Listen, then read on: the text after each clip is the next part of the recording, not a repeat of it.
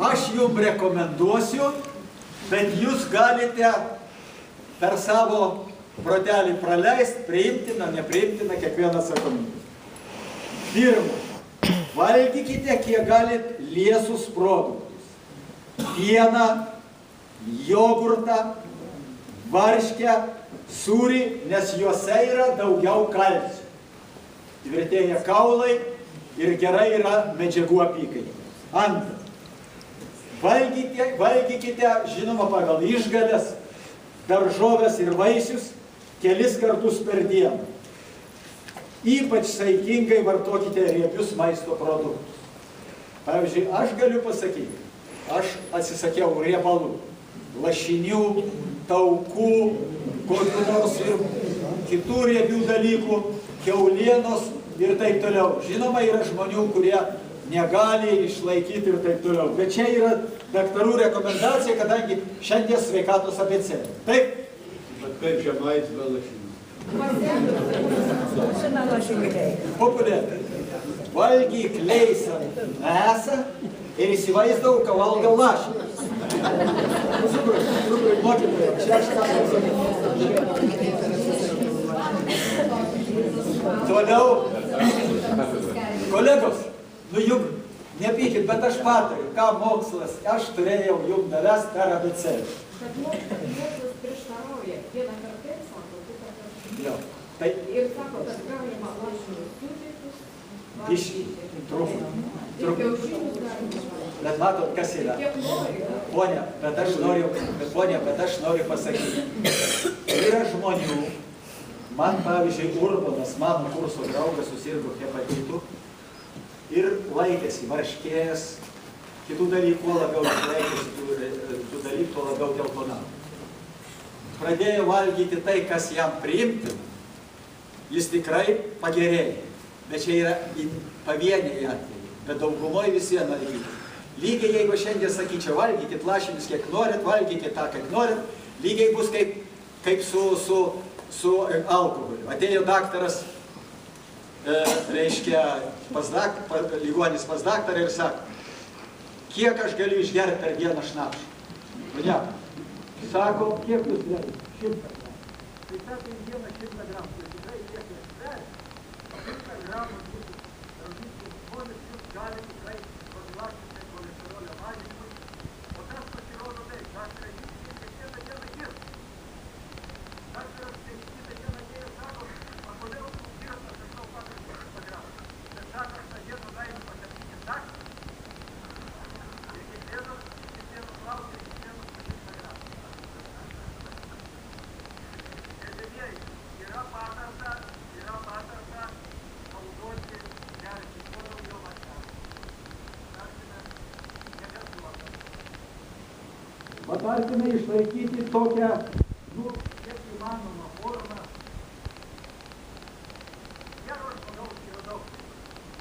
Nieko tokio, kad žmogus turi ir genetiškai, taip toliau, tai nereiškia. Čerčilis buvo solidžiausias, pilniausias, gyveno 90 metų. Taip, kad jeigu žmogus turi atsvarį, tai reiškia jau baigė. Ne, bet yra rekomenduojama pasaulio sveikatų ir aš drįstu tą jums pasakyti. Labai svarbu turėti stiprią motivaciją aktyviai dalyvauti socialiniam gyvenime. Turėkite tikslą. Organizacijoje kokiai, asociacijoje, bočiuose, visuomeninėse kitose organizacijose, judėjimuose. Pavyzdžiui, yra įvairios ligonių organizacijos arba kad ir politiniam gyvenime ir panašiai. Turėkite tikslą, dėl ko jūs, kuo jūs džiaugiatės ir kuo jūs didžiuojatės. Dalyvauti taip pat visuomeninėje veikloje. Laikykitės dienos režimų, nemažinkite protinės veiklos, bei atlikite užduotis ir pratimus mąstymo funkcijoms išsaugoti ir stiprinti. Stresui valdyti, taikykite psichinės sveikatos stiprinimo metodus, meditaciją, autogeninę treniruotę. Užsimkite mėgstamą laisvalaikio veiklą.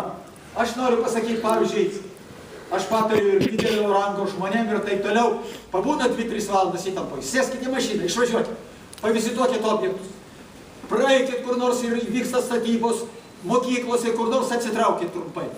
Ir žinokit, be galo gerai išvažiuoti ir į gamtą, kada galime. Į mišką, taip toliau, ta aerozolis, tų miško medžiais.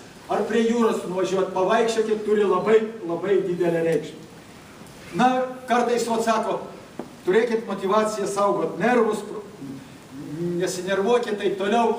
Mane žmona vienas sykį. Nu, ji kartais pyksta, kad aš ilgai dirbu darbe ar vėlai grįžtu. Ir iš tiesų bandau, pasidariau geresnį žmonai senstant, tikrai geresnis. Mažiau galbūt vėliau. Bet noriu pasakyti, žmona man vienas sykį pradėjo bar. O aš tikrai buvau užsigalvojęs. Labai grįžtu, dar nesijunginu darbus. Kol tu mane vėliau, dabar nebark, aš negaliu. Gerai už valandos. Ji neužmiršo mane, vėl duoda velnių.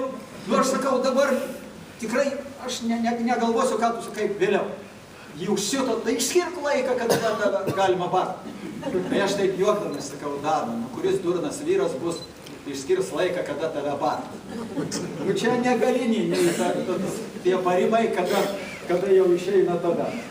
Nu, o toliau, kiek galit, atsisakykit rūkymo ir kiek galima iš tiesų nepaskeskim alkoholizmą. Ir galų gale galiu pasakyti, labai garbingų žmonių yra, ypatingai nuo didelio gėrimo išsivysta kepenų cirozė, stemplėje būna kaip kojų venuose mazgai, stempliai tie būna mazgai ir dažnai trūksta ir antplūdis iš mums žinomų. Neringoje kai kurių žmonių, neminėsiu, ir kitur yra buvę, staiga kraujoplūdis per burną ir miršta nuo kraujo netekimo.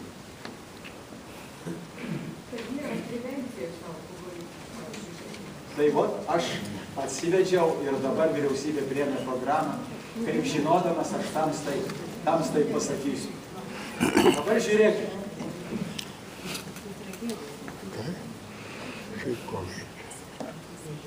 Nu, namuose netieskite jokių kilimėlių. Čia naivu. Arba naudokite kilimėlius neslydžią apačią. Labai daug mūsų amžiui šlaunikaulio kaklelio lūžimų. Čia yra katastrofa. Šlaunikaulio kaklelio lūžimas mūsų amžiui kai kam baigėsi tragiškai. Ir bendrai, kaip nors bandykime ir namuose, ir eiti atsargiai.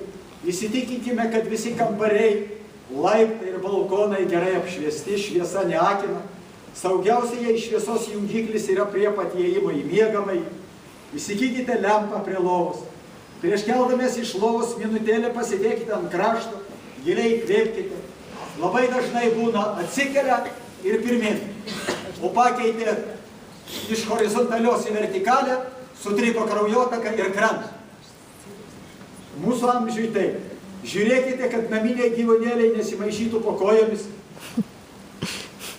Įsitikinkite, kad grindų dangos paviršius taip pat nėra slidus. Nevaškuokite grindų. Pašalinkite aukštus durų slenksčius. Aš noriu pasakyti, kad Biržiškio amžinatilsį, jau išduosiu pastatį, garsaus transporto ministras, žmona, išvažiuoja. Nu, sako, tėvai, aš pirmą išbėgsiu, palauksiu tave apačioj. Išbėgo linksma, Jonai, pats Biržiškis man pasakojo, ir laiptais bėgom, ir laiptais paslydo, krito, stuburo lūžimas, paralyžiuota ir baigėsi labai liūdnai. Dieve duok, kad tokių sekundžių nebūtų. Jei neturite pusiausvyros sutrikimų, pasilikdami naudokite stabilią priemonę. Jei skundžiatės pusiausvyros sutrikimu, prašykite pagalbos. Jokių būdų nelipkite ant klibančios kėdutės ir panašiai. Laiku tikrinkitės sveikatą profilaktiškai. Ir pabaigai, džiaukitės kiekvieną dieną. Ir čia tuose rekomendacijose parašyti. Reikia išmokti sveikam išlikti. Mes gimstame sveiki. Bet kaip išlikti sveikais? Šios išminties tenka semtis visą gyvenimą. Ir dabar pereinu prie tų dalykų, kurie priklauso nuo